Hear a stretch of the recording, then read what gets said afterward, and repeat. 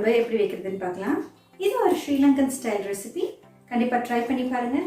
நான் இன்னைக்கு வஞ்சரம் மீன் யூஸ் பண்ணியிருக்கேன். ஆனால் நீங்கள் எந்த மீன் வேணாலும் யூஸ் பண்ணி இதே ரெசிபியை ட்ரை பண்ணி பார்க்கலாம்.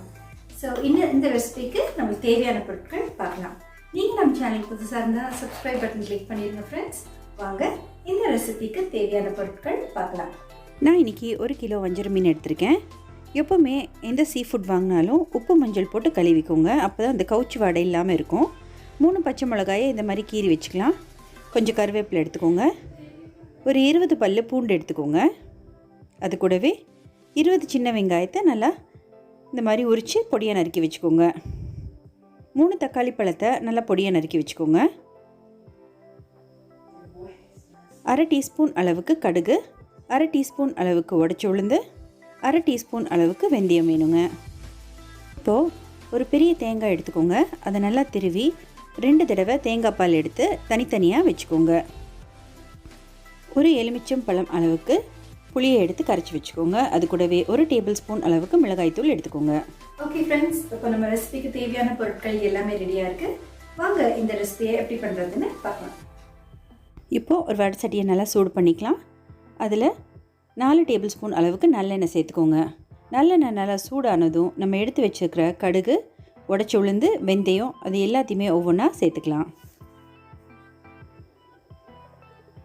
மீன் குழம்புக்கு வெந்தயம் கண்டிப்பாக சேர்க்கணுங்க. அது ஒரு நல்ல ஃப்ளேவர் கொடுக்கும். பாருங்கள், இப்போ நம்ம கடுகு உளுந்தெல்லாம் நல்லா பொரிஞ்சு வந்திருக்கு. நம்ம கட் பண்ணி வச்சுருக்கிற சின்ன வெங்காயத்தை சேர்த்துக்கலாம்.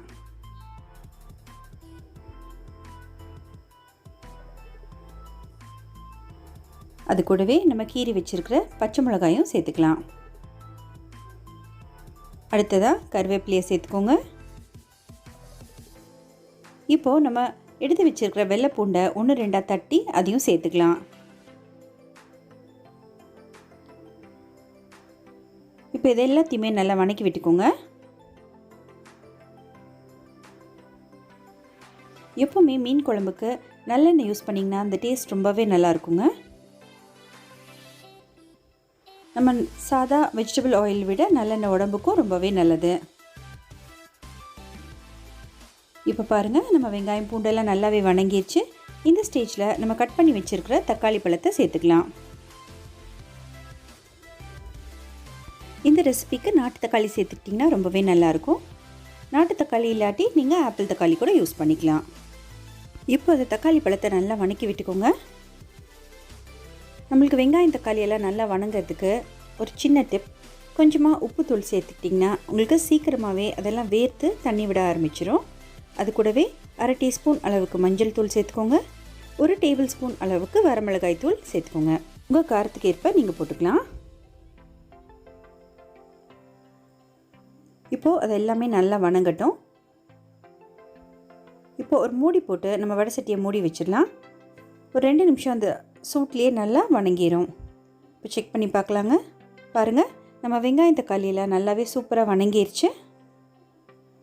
இந்த ஸ்டேஜில் நம்ம கரைச்சி வச்சுருக்கிற புளியை சேர்த்துக்கலாம். நான் இன்றைக்கி ஒரு எலுமிச்சம் அளவுக்கு புளி எடுத்து நல்லா கரைச்சி வச்சுருக்கேன்.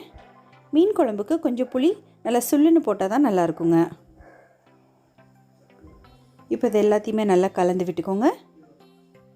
ஒரு 2 நிமிஷம் நல்லா கொதிக்கட்டும்.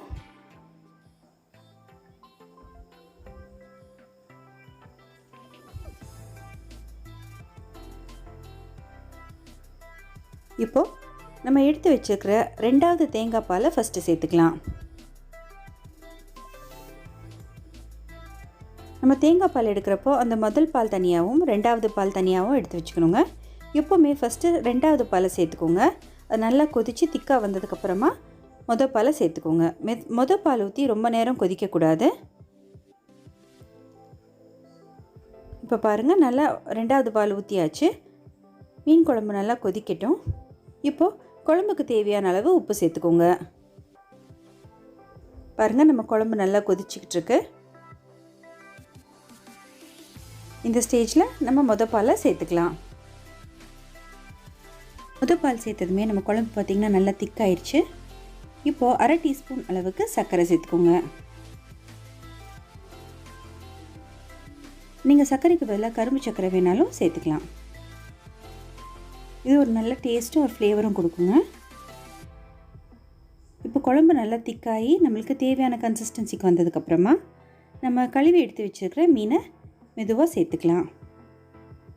மீனை குழம்புல போட்டதும் நம்ம ரொம்பவும் கரண்டியை போட்டு கலக்கக்கூடாது.